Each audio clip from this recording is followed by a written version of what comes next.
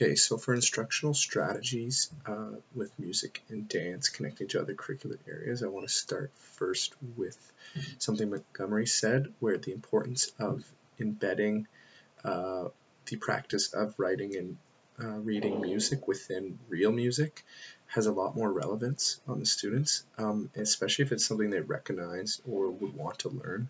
They'll see the significance of writing and reading music. Another instructional strategy is just the use of manipulatives, which I've already mentioned, but this is really helpful, especially for earlier grades, as they enjoy making and creating things with their hands. It's a lot easier process.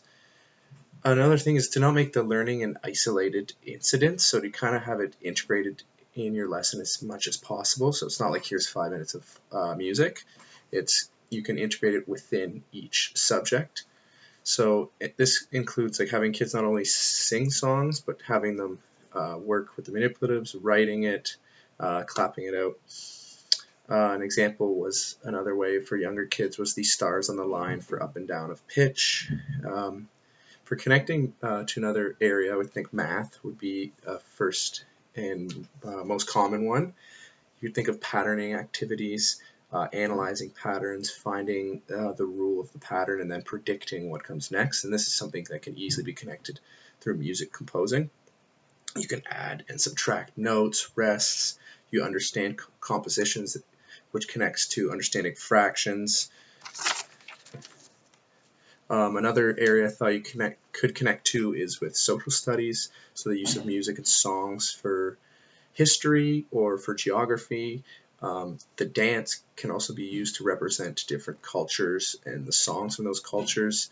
We did the rock song and movement from Ghana, I believe, would be an example of that. Other instructional ones would be one we learned at the beginning of our time was the rote song, which would connect to literacy.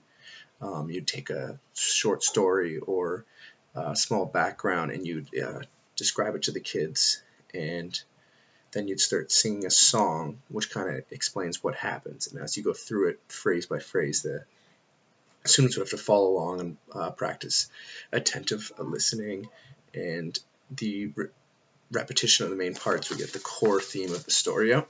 Another one we did was the Into the Hall of the Mountain King focused listening strategy, which is helped learn like the idea of a crescendo as the music gets louder as you go along. So you'd follow along and pick up one that like tas and TTs and rests as you go through, but also how it gets louder and louder as you go along.